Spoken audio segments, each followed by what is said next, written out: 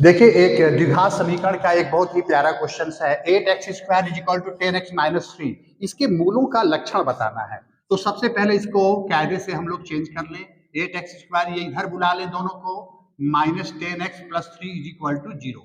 अब इसमें a की वैल्यू 8 है, b की वैल्यू है माइनस 10, c की वैल्यू है 3।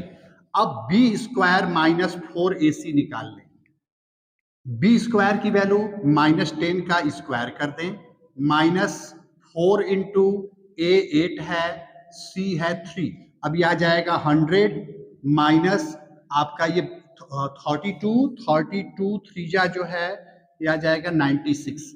96 का मतलब 4 आ गया। 4 की वैल्यू 0 से बड़ा है तो इसके दोनों मूल जो है वास्तविक होंगे और जो है असमान होंगे।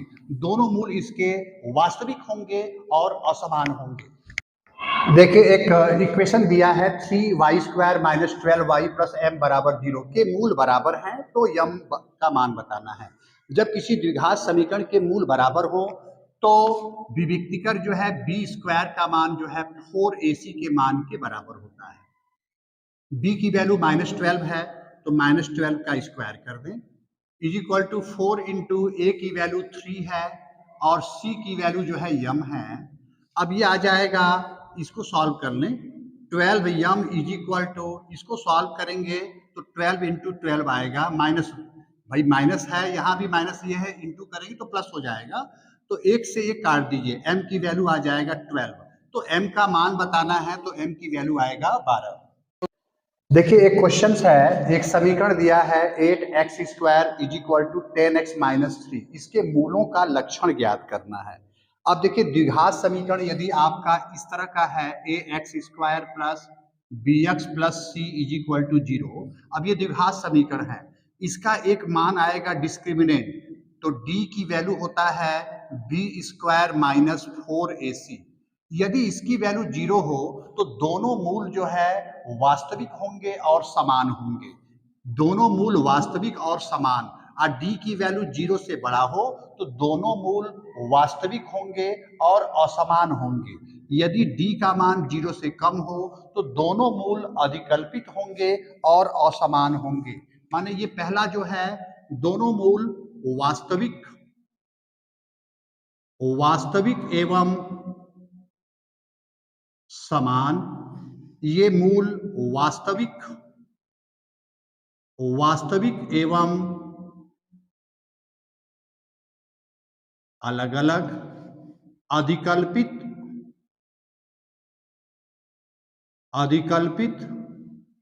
एवं अलग अलग, इस तरह का ये सूत्र होता है। देखिए k+2, 4k माइनस 6 तथा 3k माइनस 2, ये तीन क्रमागत संख्या दी हुई है जो कि समांतर श्रेणी में है और हम लोगों को k का मान निकालना है। तो हम लोग ये जानते हैं कि कोई भी श्रेणी समांतर श्रेणी में तब होती है जिसमें दो क्रमागत पदों का अंतर समान हो।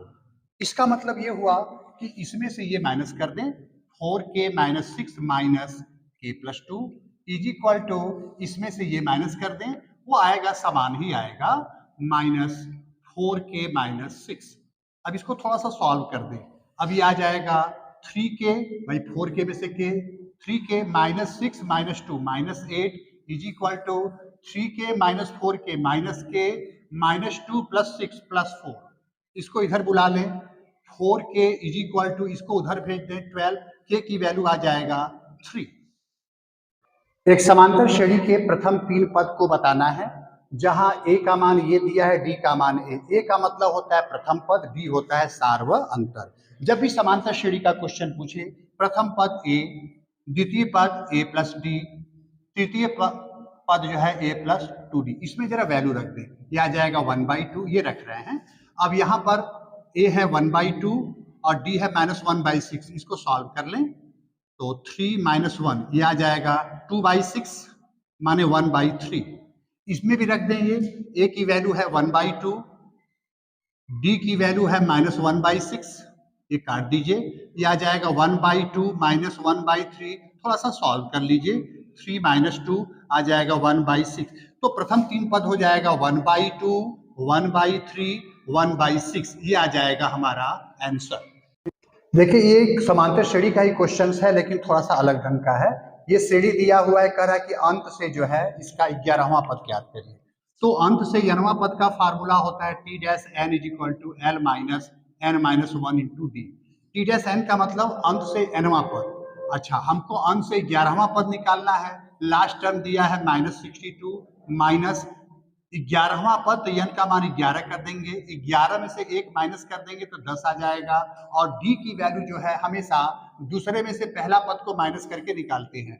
तो 7 माइनस 10 की वैल्यू आ जाएगा -3, या -3 कर देंगे। -62 प्लस 30 ये आ जाएगा -32, माने इसका अंत से 11वां पद आ जाएगा -32। एक समांतर श्रेणी है, इसके 24 पदों का योगफल ज्ञात करना है, जिसका nवां पद दिया है 3 + 2n।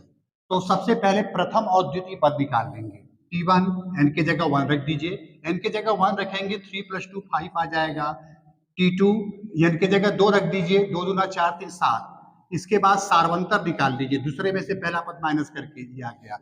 n पदों का जो है जो समीशन होता है उसका सूत्र होता है Sn = n/2 2a plus n minus 1 into D. हम लोगों को 24 पदों का योगफल ज्ञात करना है, मतलब n का मान 24, तो 24 में 2 से डिवाइड करेंगे 12 आ जाएगा।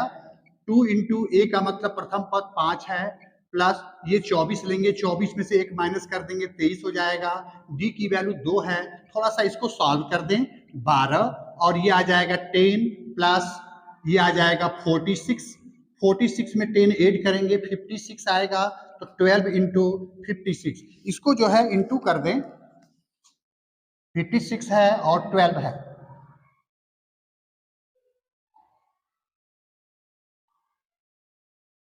ये आ जाएगा 672 इसके